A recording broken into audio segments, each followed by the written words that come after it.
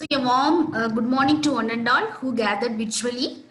So first of all, I would like to thank the management, the principal, the organizers of this ACTE sponsored online STTP program for giving me an opportunity to share my experiences, whatever I have gathered during the last 10, 12 years to you all. So as I am introduced as a in silico expert. So basically, what is my research area? I design the molecules using this in silico techniques, primarily visual screening and molecular docking and in silico ADMET prediction. Then after that, I will be going for synthesis. Basically, I am a synthetic medicinal chemist. Then I go for the in vitro evaluation. So the recent years I am involving in ER alpha positive breast cancer therapy, that is discovery of novel molecules against breast cancer therapy. So my presentation goes like this: an overview of CAD. The first half an hour I'll be discussing some basics about the molecular docking techniques, especially what are all the mechanisms and theory basically involved and types, then coming to methodology. Maybe because recently the PCA has introduced one elective subject on computer aided drug design in 8th semester, as well as in the MPharm even the second semester. So this maybe it will be helpful for you. Whatever knowledge I have gathered, just I am sharing only. Then in silico ADMET predictions. At last, I'll be ending with the complete case study where we have incorporated the in silico techniques, and finally how we have ended up with the in vitro level. Yeah. So coming to the traditional drug design. So the majority of drugs on the market today for treating disorders in humans, animals and plants were discovered either by chance observation or by systematic screening of large series of synthetic and natural substances. So this we know very well. Okay. So before this CAD came into the picture of this pharmaceutical research or pharmaceutical industry. So majority of the drug discovery happened either through accidental mode. That is the best example is Alexander Fleming's discovery of penicillins, or the systematic screening, whether like without knowing or without prior knowledge, whether the compounds, whatever I am synthesizing, whether it will be giving the desired activity, whether it will be eliciting the particular therapeutic activity or not, people will go on synthesis or they will isolate it. Then they go for the particular in vitro evaluation or in vivo evaluation. So this is the traditional drug design. So now this traditional drug design, it is largely supplemented by this rational drug design. That's what this is, computer aided drug design. So what is it? So the traditional method of drug discovery is now supplemented by methods exploiting the increasing knowledge of the molecular targets assumed to participate in some disorder. So here we have to focus on the target. So the target is nothing, it is nothing but a bio macromolecule which is involved in the particular disease. So here we are completely focusing about the targets, molecular targets.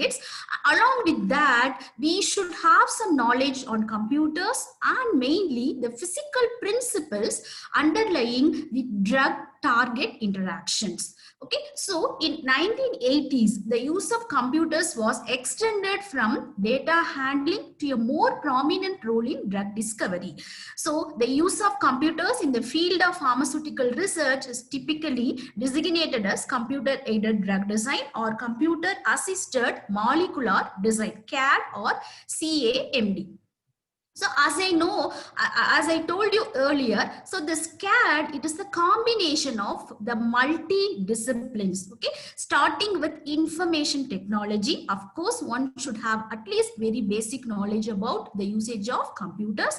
Then we should have little knowledge about physics, because we are going to study some basic physical principles underlying between drug and target, because this whole, the whole drug design is completely based on the drug target interactions only. And we should have, of course, we should have knowledge about chemistry and biology, okay? So if you want to choose a particular target, first of all, we should have a proper knowledge in the pathophysiology of the particular disease, and very importantly, the pathway, which molecular pathway is involved, okay? So what type of target, what type of protein you are going to target, whether my protein is acting as an activator or inhibitor, whether it is an agonist or antagonist. So all these things we should have complete knowledge. So we should have knowledge about biology as well as medicine. Then coming to statistics and maths, okay, because I'll come in my next slides. So basically the drug design is broadly divided into two categories: structure based drug design and ligand based drug design. If you go with ligand based drug design, definitely the quantitative structure activity relationship comes into picture, QSAR. So you should have knowledge about the statistics as well as maths. So as a whole, the CAD is a combination of all these techniques, okay?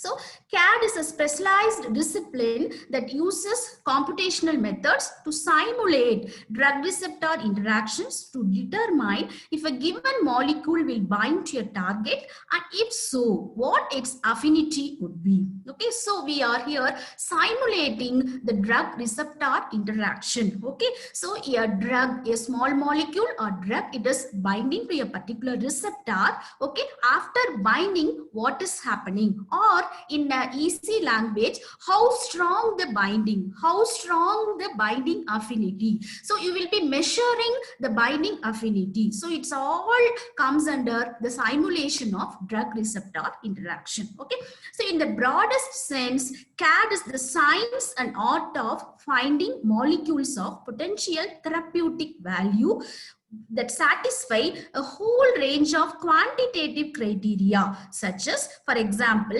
high potency, high specificity, minimal toxic effects, and good bioavailability, because you are designing the molecules specific to a particular target. So of course, so it will be high specificity, and of course it will be high potent, and we will be having minimal toxic effect and with good bioavailability. So these are all the prime aims for doing this computer aided drug design experiment. And this is the process. Normally, it will be applicable for academic research also. Okay, so first of all, we have to identify the disease protein. It is nothing but the target selection. Okay, then we have to determine the structure of protein. So here, the X-ray crystallography, then cryo-electron microscopy, NMR spectroscopy, all these techniques will come over here. So we will be finding out the structure of the particular protein. Okay, then very important thing is we have to identify the active site. Okay, so what are all the amino acids present in the active site? So what are all the amino acids are necessary for the effective binding of the small molecules to the drug. Okay, then after that we go for visual screening of compound libraries. Okay, so I think this term, it won't be new to all of us, because we will do the visual screening. Okay, then we will be screening lakhs of molecules. Okay, so where we can get the molecules from the publicly available databases like PubChem or a Zinc database, like that we can get the molecules from the available online available sources. Okay, after that we select, we get very good or very potential compounds only, which are giving very good in silico results. So that compounds alone we go for the synthesis of the lead compounds. Then we go for the pharmacological testing. Then we go for optimization. Of course, here the physicochemical characterization, physicochemical properties, okay, all these ADMET properties, optimization, all these things will be happening. Then go for the clinical trials and it will come for the drug. Okay, so this is the process. And these are all the advantages, very important and very prominent advantages only I have given over here. The first one is, of course, we can go for the cost savings, then time to market, because the predictive power of CAD facilitates selection of promising lead candidates, thereby preventing time from being wasted on dead-end compounds. So before going to the wet lab, we are predicting some whether this compound, definitely this compound will give a particular in vitro activity. So we call it as hits. So after doing our in silico results, you will be having two sets of compounds. Of course, one is hits. So that hits you can carry on further synthesis, or if it is, you can go ahead for isolation, all those things. Then the remaining compound, the dead end compounds, we call it as duds. Okay. So again, these duds are not wasted. You can modify. You can modify some groups. Lead optimization, you can do it. Then again, further you can go ahead for your in vitro screening. So time to market, then better insight. Okay, so here I told you clearly all simulation, drug receptor interactions. Okay, so we will acquire a deep insight that researchers can get into drug receptor interactions. Okay, you have a proper picture. Okay, this compound will bind to this receptor, so my compound will bind to this residue, particularly this residue. My hydroxy group of this compound will make a hydrogen bond with this particular amino acid. So you all will be having a prior assumption before going to the wet lab. So these are all the very, very prime advantages of computer aided drug design. And of course, success story. Okay, so it started with captopril in the year of 1981. Okay, which is an anti-hypertensive drug, ACE inhibitor. Then it starts with dorzolamide in the year of 1995. It is a carbonic anhydrase inhibitor. Then Indenavir, HIV inhibitor, all the antiretroviral drugs, especially this HIV protease inhibitors. So this ritonavir has got some record time, because I think within 82 days the FDA has given approval, and the whole the duration has been required for this discovery is almost 8 years only. Okay, normally we know it will take 14 to 15 years. So within 8 years, the FDA has given approval for this drug, ritonavir. Then sacubitril, raltegravir. It goes like this. So many drugs have been discovered through this techniques. So it is broadly divided into structure-based drug design and ligand-based drug design, where in structure-based drug design, you have a complete knowledge or a complete history about the target. The target is readily in your hand. So against the target, you will be finding out some novel molecules, some hits or novel chemical entities. Okay. Whereas in the ligand-based drug design, you have readily data of the ligands in your hand. Okay.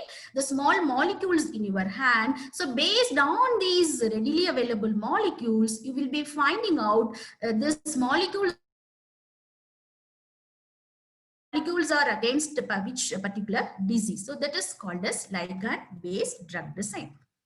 And this is a complete, what I can say, a flow chart. Okay, if it is, yeah, if you know the structure of the target protein, okay, the structure of the target protein is available, you can go ahead very well with the structure-based drug design, because you know information of target protein structures. Okay, you can go ahead with ligand docking, you can go ahead with de novo design, that is fragment-based drug design.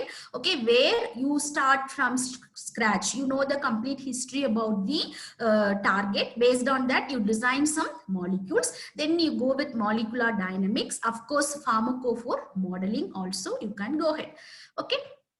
Suppose if the structure of target protein is not available, you can go ahead with homology modeling also. You can design the structure of the protein by using homology modeling, and you can go ahead very well with this ligand based drug design. So where you will be getting the information of the structures of ligands. You have information about the ligands are available. Then under this guide, QSAR techniques, then ligand based pharmacophore modeling, here structure based pharmacophore modeling, here ligand based pharmacophore modeling. Then you can go ahead with ligand based visual screening also, drug likeness screening, all the simple filter techniques, simple count techniques, all these techniques will come over here. Then you can go ahead with propose new lead or optimize existing lead. At last it becomes drug candidate. What are all the different approaches of CAD? Already I have explained. So if the receptor and ligands are known, both are known, we can go ahead with structure based drug design. If the receptor is known, we don't know about the ligand, we can go ahead with de novo based drug design. If the receptor is unknown and the ligands are known, we can go ahead with ligand based drug design. So what is structure based drug design? It is a direct drug design. So here the revolution of molecular biology started in the early 1970s has led to many three-dimensional structures of biomacromolecules and their complexes with ligands and drugs. Okay, it all started in early 1970s when the scientists felt, or when they are very, very confident about the three-dimensional structures of the proteins as well as the receptors. Okay, then they came to a conclusion that small molecules or ligands can be docked to explore active sites, and de novo design is employed for lead generation and lead improvement. Okay. Now coming to the molecular docking, it is a very well-known technique under structure based design. So what it is? So it is a simple operation, okay, in which one molecule is brought into the vicinity of another while calculating the interaction energies of the many mutual orientations and conformations of the two interacting species. Okay, so in simple language, it is all about the operation of a combination or a reaction of two molecules. Okay, so when they bind to each other, okay, they won't be existing in one conformation, they will be existing in many mutual orientations. Okay, so out of these many mutual orientations, we will select which is the best orientation, which is the best fit. We call it as pose, which is the best pose, we will select it. Then the best pose, what is the binding energy? Okay, out of this binding energy, you will be coming to know about the binding affinity, how strong the binding affinity. So all you will be calculating the interaction energy, that is binding energy. So in broader sense, docking is the computational determination of binding affinity between a protein structure and a ligand. It involves proficient sampling of all possible poses of the ligand in binding packet of the target protein. I told you earlier what are all the possible poses. Okay, different conformations both can exist, ligand as well as the target. Okay, to ease optimal binding geometry as measured by scoring function. So how we will come to know the best conformation, the best pose, it will be measured by a number, that is scoring function. Okay, so the process of docking a ligand to a binding site mimics the natural course of interaction of the ligand and its receptor via the lowest energy pathway. At any cost, it should have the lowest energy, free energy. And it's very, very important. There are three mechanisms are underlying between this molecular docking process. The first mechanism is well-known mechanism, lock and key mechanism. So Molecular docking can be thought of as a problem of lock and key, where one is interested in finding the correct relative orientation of the key which will open up the lock. So here key is considered as the ligand and lock is considered as the protein. Okay, we know very clear all keys they can't able to open. They can't open all locks, isn't it? So we should keep a proper key. Very importantly, the keys also should be kept in the proper orientation, proper conformation, proper pose. Then only it can open up the lock, isn't it? So the same concept here also it will be applicable. Okay. So here, as I told you, the protein can be thought as the lock and the ligand can be thought of as a key. So this is a key and lock. So same thing, your enzyme, your target. So this is the active site. So this is your key. So it should be kept in the proper orientation. Then only it can get into the target. Okay, you will get the enzyme substrate complex. So this is the very oldest model. It's the earliest model. The lock and key model is the earliest and also the simplest model to explain molecular recognition in enzyme actions. It was first proposed by Fischer in 1894. So the lock and key model assumes that the enzyme recognizes the substrate through the shape complementarity between the enzyme's active site and the substrate which are rigid in nature. But here there is one drawback. Both are considered rigid. Both are like the target as well as the ligand are considered as the rigid. So later on, this theory is supplemented by induced fit theory. Okay, so in general, both the enzyme, that is a protein and a substrate. Okay, because we know very clear they are not static, both are in dynamic in nature. So as revealed by many experiments. So the comparison between the structures of a protein in complexes, that is hollow structures and unbound protein structures, that is Apo structures, demonstrates that the protein often undergoes certain conformational changes when forming the complex structure with its binding partner. So this is it talks about the dynamic nature of the protein. It is not in the static, always it will change. The conformation will be changed. So that induced fit theory, it is introduced by Koshland in the year of 1958 to explain the protein conformational changes in the binding process. So what this theory tells, when the target when binds to the substrate, it optimizes the interface through physical interactions to form the final complex structure. Okay, you can see over here. So this protein, it can exist in different conformation. Okay, so when the ligand, it is going and binding to the target, it changes its conformation, it changes its shape. So this is about induced fit theory. And even this induced fit theory has also got some drawbacks. Okay, so this what are all the drawbacks? The conformational changes such as backbone collective motions, domain rearrangements, and disorder to order transition for highly flexible proteins cannot be fully explained by this induced fit theory. So later on in the 1990s, okay, so the conformational selection theory was come into the picture.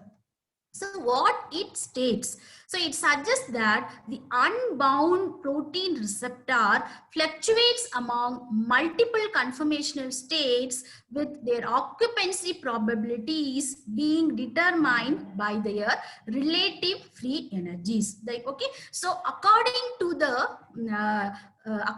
the conformation of the ligand, the protein, the receptor, they will exist in different conformations. They change themselves. Okay, so only a subset of these states allows the binding of its partner. The encounter with its binding partner shifts the distribution toward these states to form the final complex structures. Okay, so as I told you, it will exist in different conformations according to the ligand's pose. So what is the main difference between the induced fit model and the conformational selection model is whether the hollow structure pre-exists before forming the complex. Now, there are some evidences that both theory, induced fit and conformational selection may coexist in many cases. And this also we know very clear, these are all the different softwares available. There are commercially paid software as well as online freely available softwares are also we have. Okay, Autodoc, Gold, then Glide, Flex, Autodoc Vina, then MOE, Molecular Operation Environment, okay, then Ligand Fit, ICM, all these are different softwares. And very importantly, these theory of docking. Like whatever software we use, okay, so it is basically it is blend of these two. One is the search algorithm, the other one is the scoring functions. So the aim of molecular docking is to give a prediction of the ligand receptor complex structure using computation methods. The first one is what? Search algorithm. It is nothing but the sampling conformations of the ligands in the active site of the protein. Okay, so they themselves, they mutually orient themselves, and they will be existing in the different conformations. But very importantly, we have to note this point: the binding. It should represent the experimental binding mode when we do the binding assay in vitro level. Okay, because we will be we will be validating our docking results with the experimental results only always. Okay, so this it should be very clear. It should be able to reproduce the experimental binding mode. Okay. Then the second one is what? Scoring function. So the software, it takes the particular pose as the input and it will give you a number. It will give you a number. It will be called as score. If you use Glide, it will be called as Glide score. If you are using Accelerate's Drug Discovery Studio, you call it as C-Docker energy. Okay, LibDocker energy, Autodoc score, all those things, all binding energy. So ranking these conformations, it all rank the conformations and quantifying the energy of protein ligand interactions. So what are all the different energies involved? Maybe hydrophobic energy, electrostatic energy, okay, van der Waals energy, and like that. So it will be quantifying the energy of protein ligand interactions. And there are, like, each and every software, no, it uses any of the below algorithm. Okay, different search algorithms, matching algorithms, incremental methods, stochastic methods, and molecular dynamics. Okay, same thing, you have a different scoring functions also: classical force field based scoring functions, empirical scoring functions, then knowledge based scoring functions, and consensus scoring function. Okay, so these are all like the classical force field. If you take the classical force field based scoring function, it will be adding up, it will be sum up of all the interaction energies. Okay, like that, each and every scoring function, it has got some unique feature. Yeah, and apart from that, we have some physics based scoring functions also, which is called as MMPBSA or MMGBSA, which is called as molecular mechanics Poisson-Boltzmann solvent accessible area, and molecular mechanics generalized bond solvent accessible area. So the typical scoring functions, sometimes they face the problem of affinity prediction, partly because of the limited treatment of solvation effect. Okay, solvation effect. So here, by doing this, we can accurately find out the binding free energy. The binding free energy which was calculated, which is involved in rescoring or lead optimization to improve the accuracy of binding affinity prediction. Now, so what is the process? So what is the process? We have to keep a compound in the approximate area. That means we have to keep our ligand in the particular position of the target, okay, where binding occurs. That means the active site of the target, and evaluate of the following. What and all things we have to consider over here.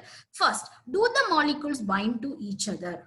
Okay, yeah, if yes, if they are binding, how strong the binding affinity?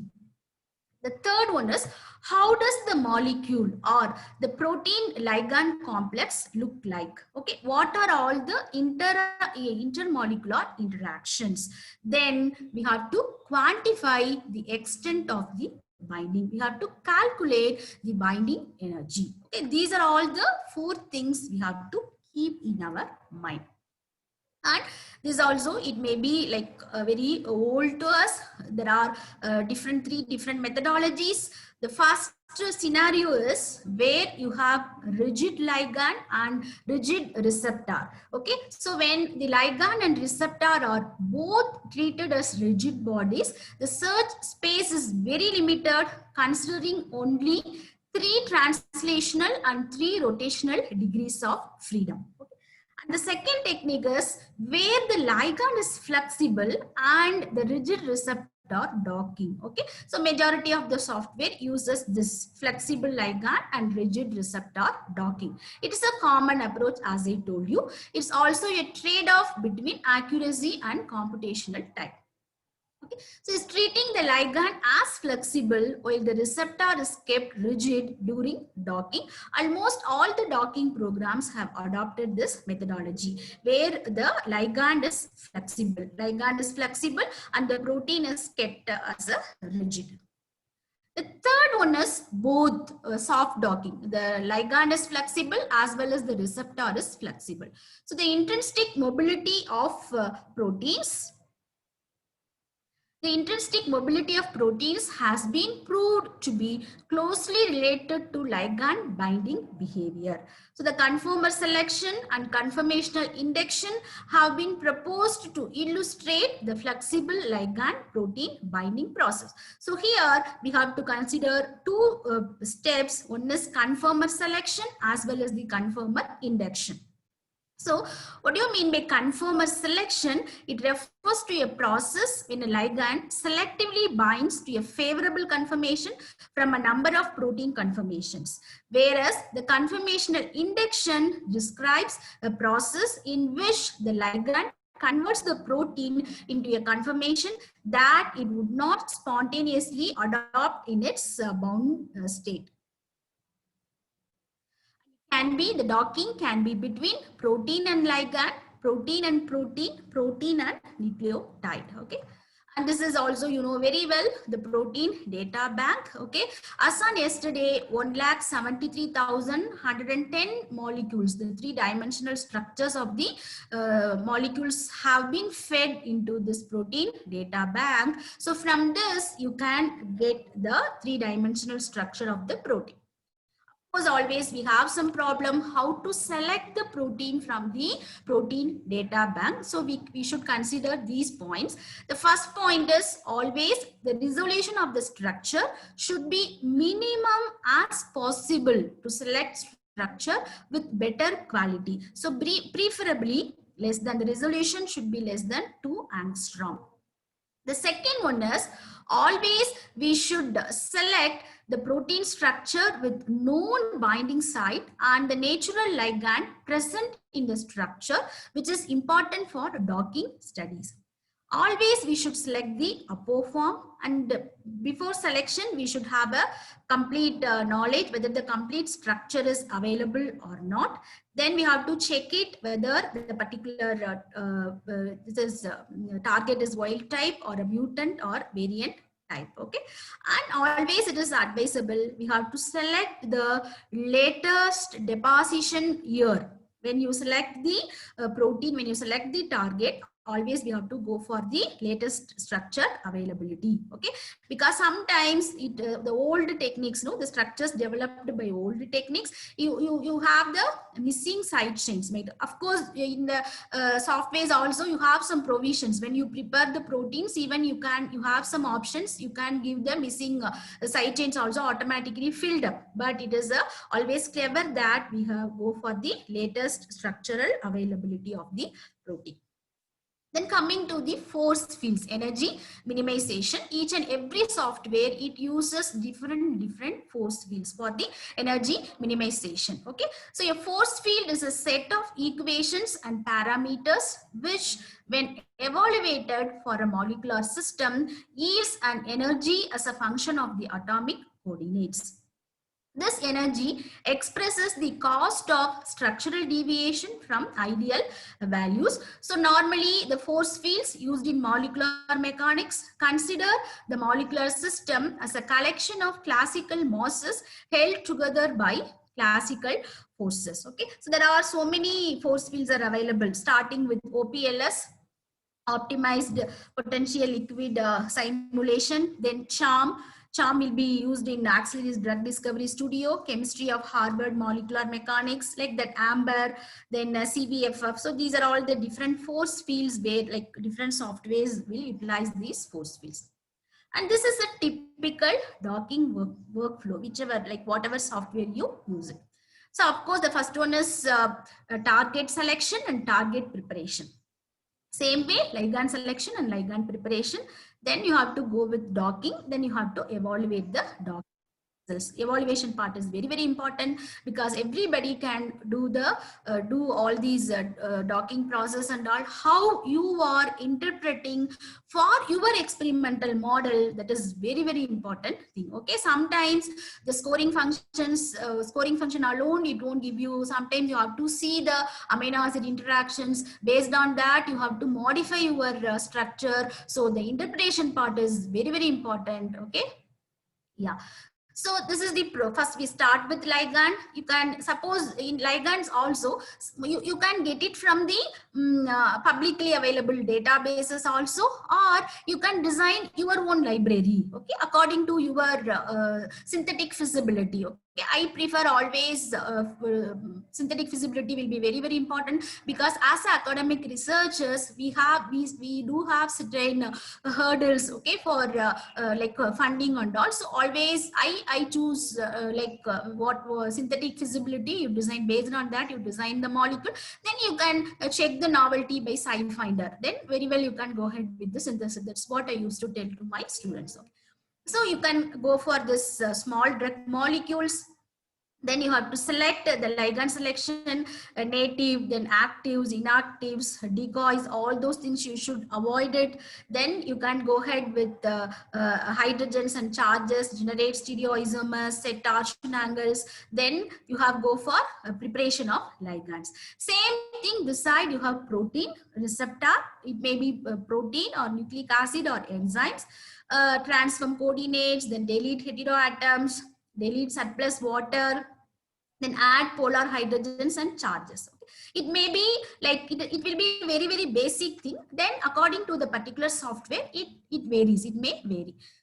Then we have to prepare receptor, then we have to prepare ligands, receptor grid generation, okay, or receptor like spear generation, active site where the molecule will go and bind.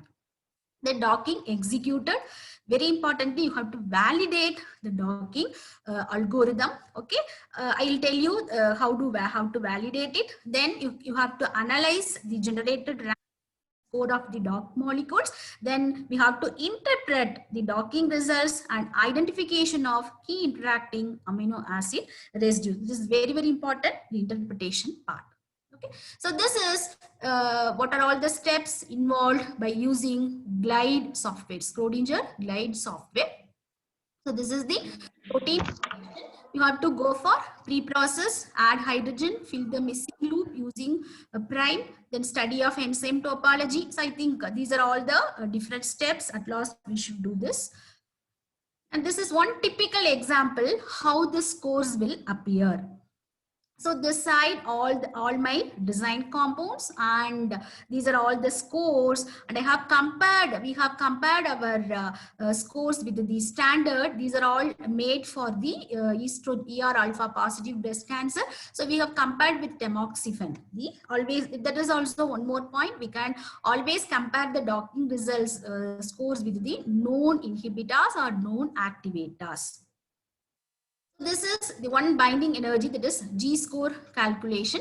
So it is a combination of van der Waals energy, Coulomb energy, lipophilic contact term, then metal binding term, then penalty for buried polar groups, then penalty for freezing rotatable bonds, and site, it is nothing but polar interactions at the active site. So it is the combination of all these things, and it will give you one number. I told you this is the second prime important. We have to study the amino acids interactions at the binding domain or at the active site. Okay, suppose it is a pi interaction. So down you can see what are all the different interactions. Okay, so these are all the interpretation. It will be useful when you design your experimental models. Okay, the first one is scoring part, another one is the amino acid interaction. This is, I'm not going to explain in very detail. So this is a flow chart of computer-aided drug design. So all the in silico tools, okay, it will be integrated over here, starting with SBDD, structure-based drug design, starting and ligand-based drug design. Okay, by the want of time, I'm not going to explain in detail, but this is the combination of like all the techniques, it will be available. And you can see over here, one is connected to another. Okay, and finally, you have to validate by molecular dynamic simulation. So by this, I'll be finishing my first part, the basics of this molecular docking techniques. And I am coming to my second part of my talk, where I will be explaining one case study, okay, where we have integrated the molecular docking technique as well as the in silico admit technique, okay, and finally how we have ended up with the in vitro technique. Okay, so up to this, if you have any doubt or query, you can ask me, or the organizers, please tell, shall I continue?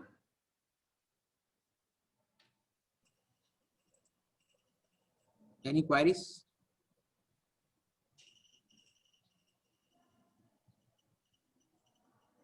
Okay, ma'am, you can continue. At the last of the session, we will. Yeah, sir, definitely. So this is coumarin fatty acid conjugates as potential ER alpha AKT antagonist for ER positive breast cancer. So this case study only I am going to explain. So what is the genesis? Why we have chosen this study? So as we all know very clear, this ER positive breast cancer, that is the tumor grow in response to the hormone estrogen, or referred to as ER positive breast cancer. So about 80% of all breast cancers are ER positive.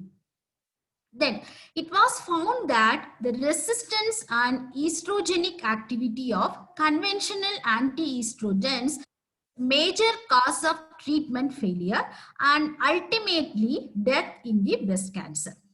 So what is the major drawback? Because they act as partial agonist. Normally, if you take tamoxifen, okay, it will be like acting as an antagonist in the breast, but the same time it will be acting as agonist in the uterus. So it causes the endometrial cancer. So that is the major drawback. So this is due to the lack of selective binding of these drugs and partial agonistic effect towards the estrogen receptor in the uterus. So and elevate a woman's risk of getting endometrial cancer. So that is the major research problem what we have selected. So in recent years, therefore, the researchers have been looking for anti-estrogens that lacks their partial agonist properties and has a mechanism of action different from the existing drugs. So, and further we found that ER alpha expression in tumor tissues is a favorable predictor of prognosis in endocrine treatment. So we selected ER alpha receptor.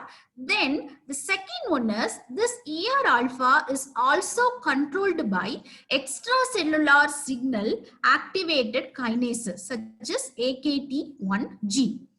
So many studies have revealed that the overactivation of AKT1 leads to solid tumor growth. Now, we selected coumarin. Why we selected coumarin? Because the coumarin, it has got is binding affinity towards the estrogen receptor. Okay. So, and there are some coumarin based selective estrogen receptor modulators, and coumarin estrogen conjugates have also proven for the potential anti-breast cancer agent. Okay, especially this molecule, that is sulfamate molecule 667 coumate, as well as irosostat. So these are inhibiting or downstreaming the estrogen receptor by, they are called as sulfatase inhibitors. There are two pathways, aromatase pathway as well as the sulfatase pathway. So these two are inhibiting the sulfatase pathway. So based on the literature, we have chosen for our study the coumarin nucleus, okay, for the designing of novel molecule. That is our first thing. So what is our hypothesis? The second one is, before arriving the hypothesis, we studied thoroughly the SAR of coumarin. SAR of the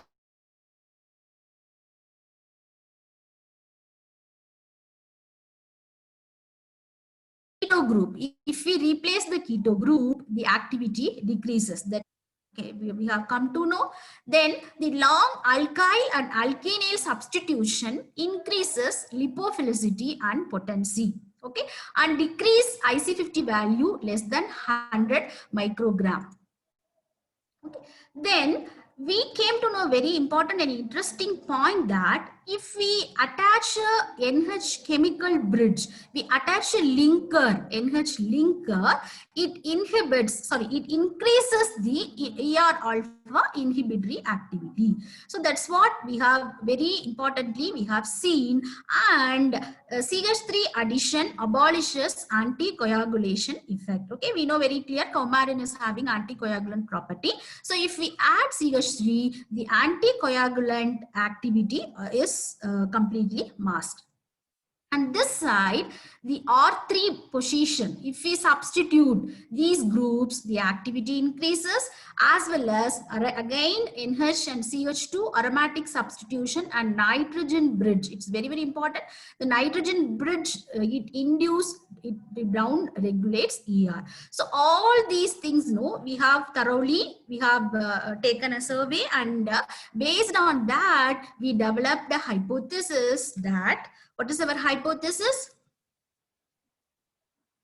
Yeah, so to increase the estrogen alpha antagonist properties of coumarin nucleus, it is proposed to ligate the long chain alkyl alkenyl fatty acids at 3rd, 4th and 7th position of coumarin nucleus. Okay, so when you attach a long chain, the downstreaming property will be increased. That's what we have one clue. We have a clue in for this after studying detailed study of the literatures. Then moreover, we have another clue that this omega-3 fatty acids, especially omega-3 fatty acids and this polyunsaturated fatty acids, they act as adjuvant for chemotherapeutic drugs, especially for the breast cancer therapy. So they also have got some hint. We got some hint. They can also have some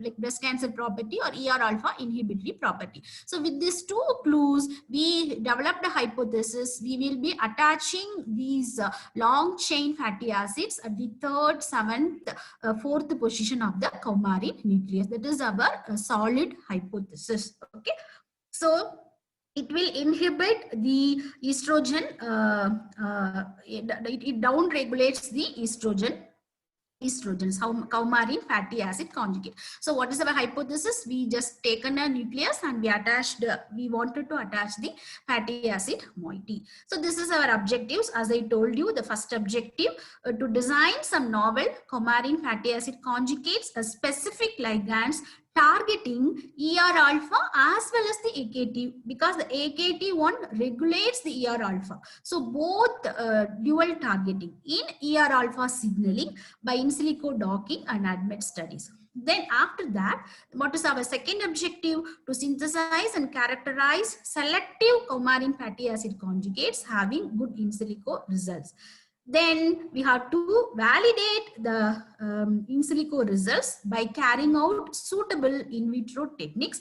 The first one is to carry out in vitro anti-breast cancer activity for synthesis of compounds using MCF cell line, then elucidate the possible anti-breast cancer mechanism of coumarin fatty acid conjugate. This is our solid objectives.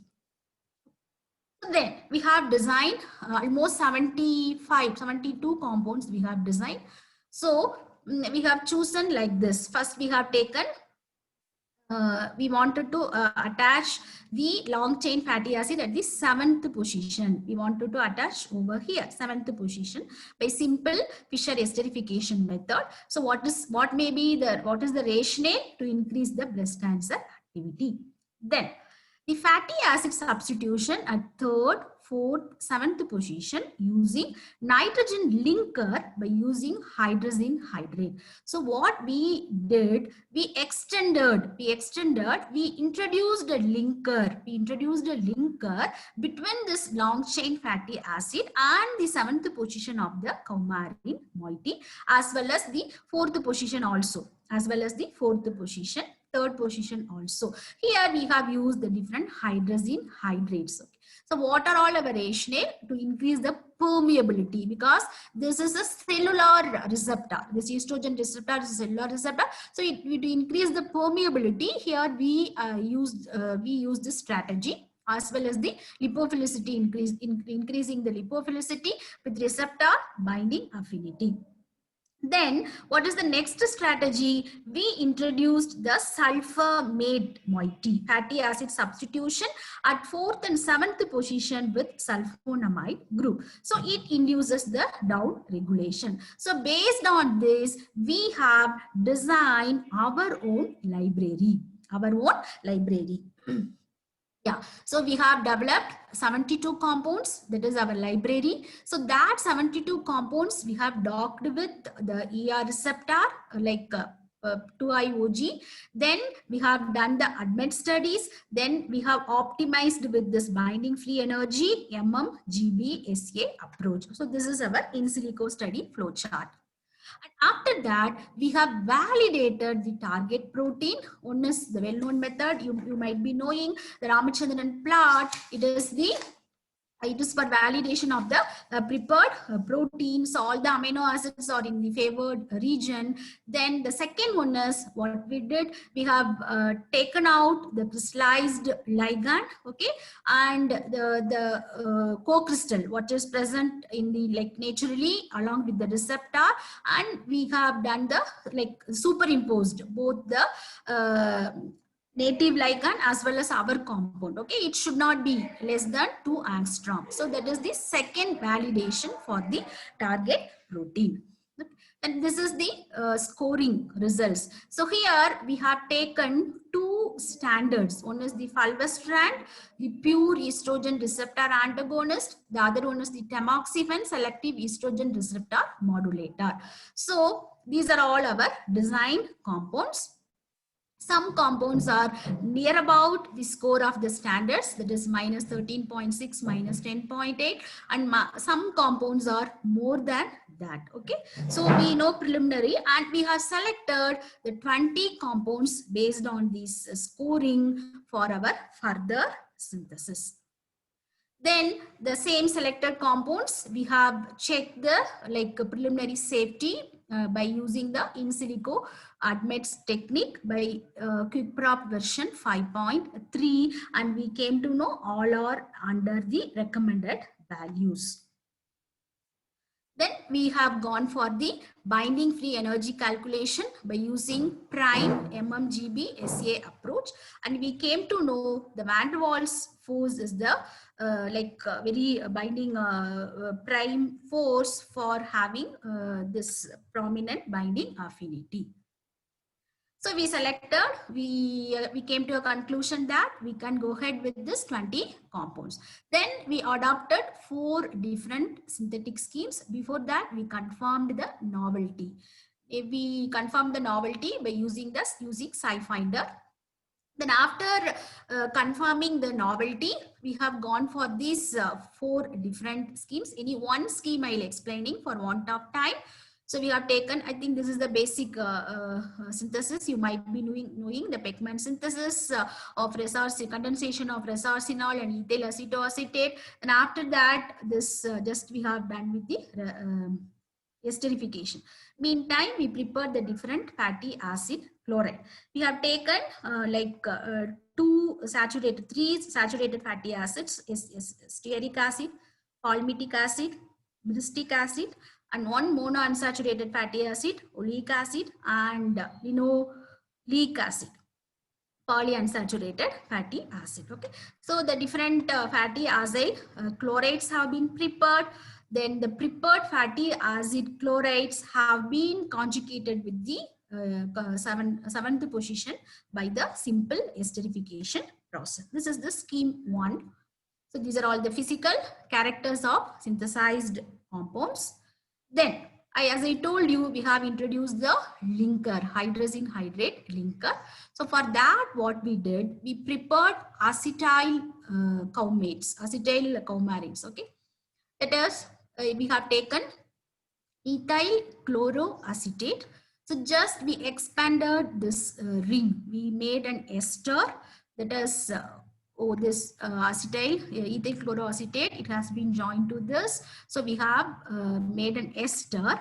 The same time, we prepared the different fatty acid esters as like the previous scheme. Then we have undergone the hydrazinolysis reaction. We know very well the ester is the best leaving group. So we got the different fatty acid hydroxides. Now, the different fatty acid hydroxides are connected to this ester linkage. So the ester group has been left out and we connected with this hydrazine hydrate linker. So by this scheme, we expanded the fatty acid chain and introduced the linker between the 7th hydroxy position as well as the fatty acid side chain.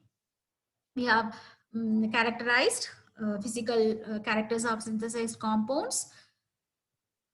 Same thing here, instead of 7-hydroxycoumarin, we have taken 4-hydroxycoumarin, and we followed the same steps.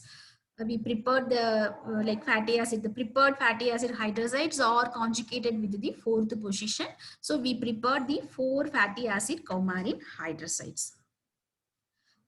Coming to the 4th scheme, we prepared 3-acetyl coumarin. 3-acetyl coumarin we prepared by the condensation between salicylaldehyde and ethyl acetoacetate. So this 3-acetyl coumarin, okay, so it has been reacted with the different fatty acid hydroxides. Okay, so we got the different hydrozones, So here also you can see the 3rd position also we have introduced the linker of hydrazine hydrate.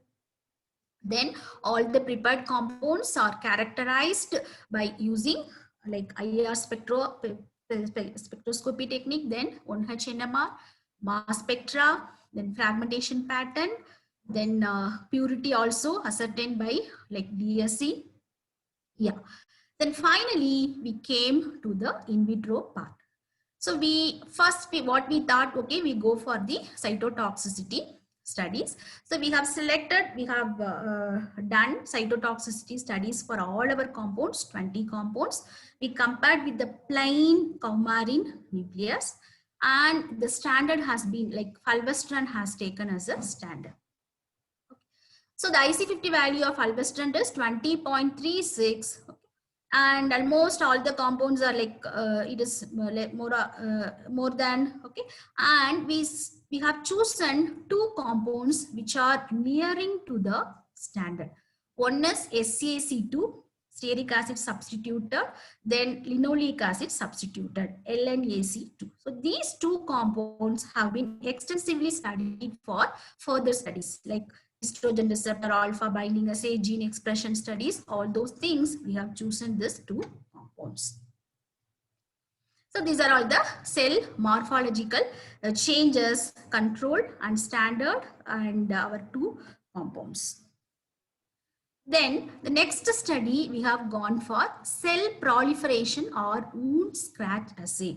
Whether we wanted to know the proliferation, anti-proliferative effects of our synthesized compounds. So by using this wound scratch assay, this is the procedure.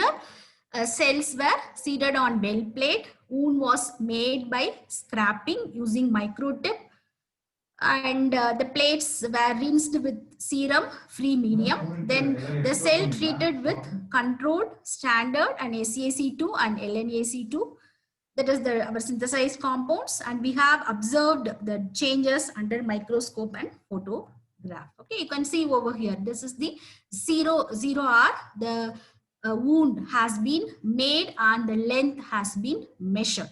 So after 24 hours, you can see the changes, the length, the changes in the length of the wound. So what we found in friends, the relative wound width of MCF7 cells was calculated before and after 24-hour treatment with the compounds. The compounds showed enhanced effects on controlling the wound width of MCF cells with remarkable difference compared to the control. So we came to a conclusion that they have certain anti-proliferative effect, okay, of our against this MCF cells. Then the next study, we wanted to know the apoptosis, early apoptosis or late apoptosis or necrosis, in what way our effects. So it is done by acridine orange or ethidium bromide double staining method. The cells are seeded in well plate. The samples are added, incubated for 24 hours. Then they are strained with the mixture of acridine orange and ethidium bromide. Then they have observed with fluorescence microscope in blue filter. Okay. So here, what we can observe, there are if they are living cells, it will be normal green nucleus. If it is early apoptotic, we observe the bright green nucleus with condensed chromatin. If they are late apoptotic, we get orange strained nuclei. If it is necrotic, uniformly orange strained nuclei. Okay. So what is the observation? The immunofluorescent analysis indicated that the synthesized compounds cause cell shrinkage, nuclear condensation and fragmentation, indicating apoptosis was stimulated markedly by our synthesized compounds SaC2 and LNAC2. So the results reveal that the compounds induce the morphological changes that are dose-dependent manner, and they exhibit strong anti-tumor properties. And finally, we wanted to know whether our design compounds are having active estrogen, down regulating the estrogen receptor. So we have gone for estrogen receptor binding assay by immunofluorescence method. The cells were seeded in well plate, and this is the standard procedure, and we observed here over here. So this is the control, normal control, fulvestrant standard, and LNAC2 and SaC2. So we know very clear it's a cellular receptor. ER alpha is present in the nuclei of MCF7 cells, was undetectable in MCF cells treated with SaC2 and LNAC2.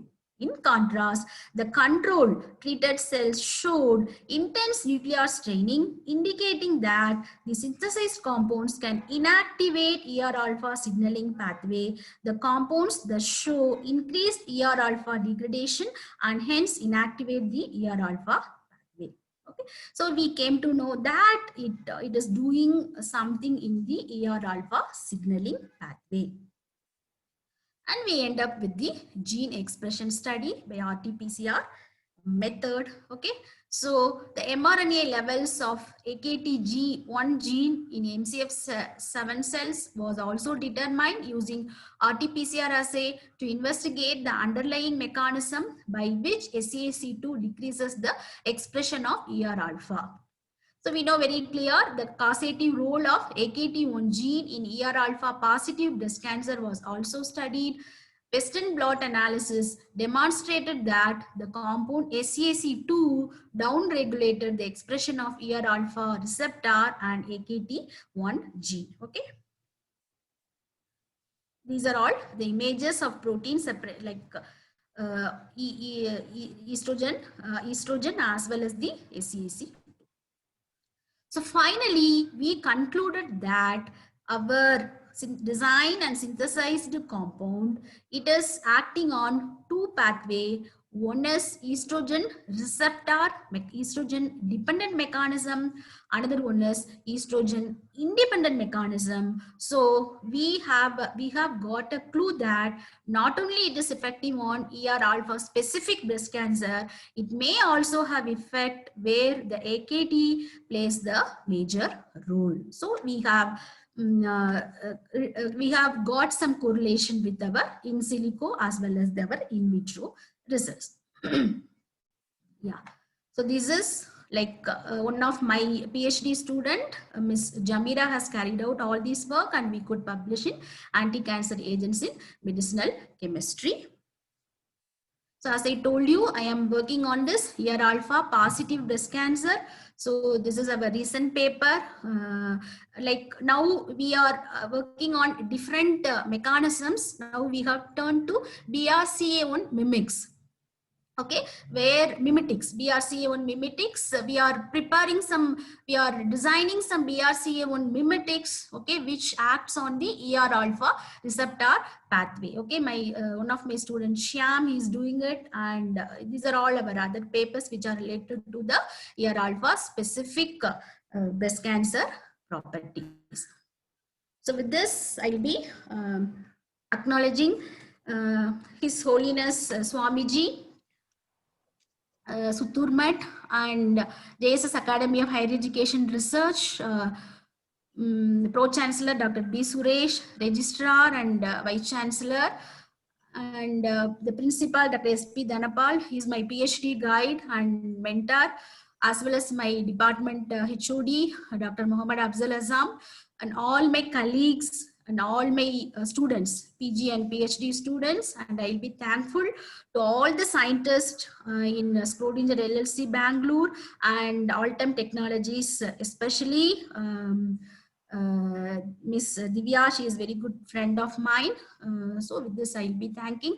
And once again, I thank the management, principal, and the Department of Pharmacology organizers, especially Miss Shobha and Sir, yeah, for giving me an opportunity. So thank you all. Thank